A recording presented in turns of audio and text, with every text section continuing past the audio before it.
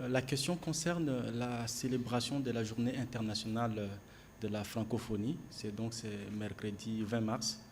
Et le gouvernement a décidé de ne pas célébrer cette journée. Patrick Mouyaya est le porte-parole du gouvernement. Est-ce que ceux qui nous suivent peuvent avoir une idée sur les motivations de cette décision? Et je termine en demandant, quand on parle d'évaluation, vous allez évaluer l'apport de la francophonie. Est-ce que la francophonie sert la RDC quelque part? Cette évaluation va aboutir à quoi? À ce qu'un jour la RDC quitte la francophonie? Merci.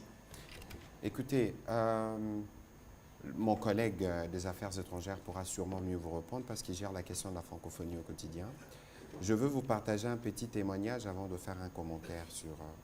Il y a quelques jours, j'ai déjeuné avec un député français qui était ici en séjour à Kinshasa. Il s'appelle Aurélien Taché. On parlait justement de la francophonie parce qu'il est venu dans le cadre d'une mission d'inspection pour voir comment les Congolais perçoivent leur appartenance dans la francophonie. Mais je lui ai dit tout de suite que nous ne sentons pas suffisamment considérés, entre guillemets, parce que nous sommes le premier bassin de la francophonie au monde. En termes de locuteurs, nous venons devant la France, je ne parle pas en termes d'étendue, en termes d'étau. Mais nous avons noté qu'il n'y avait pas le soutien qu'il fallait dans cette crise. En tout cas, venant de la francophonie, avec des propositions concrètes, au-delà des condamnations classiques, pour arriver au résultat. Nous comprenons, vous savez qui dirige la francophonie, nous avions fait les Jeux de la francophonie où la secrétaire générale attendait de se faire inviter pour venir pour une activité qui était sous sa direction. Et je l'ai vu de retour en France faire une communication pour dire mais la francophonie devrait s'exprimer. La secrétaire générale de l'OIF, parce que la francophonie n'appartient pas à un État. Malheureusement, dans la francophonie actuelle, on confond son ex-rôle peut-être à la tête des affaires étrangères du Rwanda, secrétaire général, où on ne peut pas se prononcer de manière claire, sans embâche et œuvrer pour être sûr qu'au sein de la grande communauté francophone, il n'y a pas des Congolais qui meurent ou de Congolais qui sont tués tel que cela se passe. Première chose. Deuxième chose, nous étions à Tunis avec le Premier ministre chef du gouvernement, vous vous souvenez de la photo qui a été boycottée, parce qu'il faut passer des messages.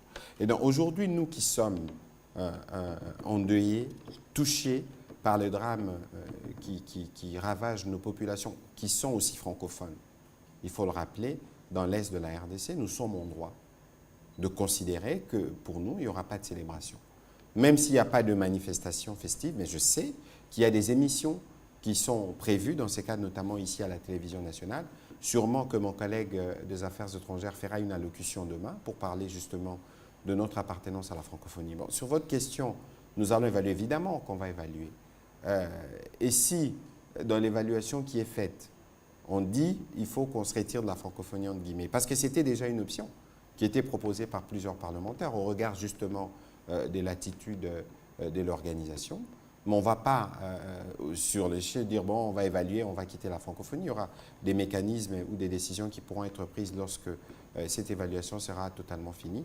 Mais ici, il faut considérer que c'est une opportunité pour la France principalement et les autres pays francophones, connaissant le rôle central de la RDC, d'agir.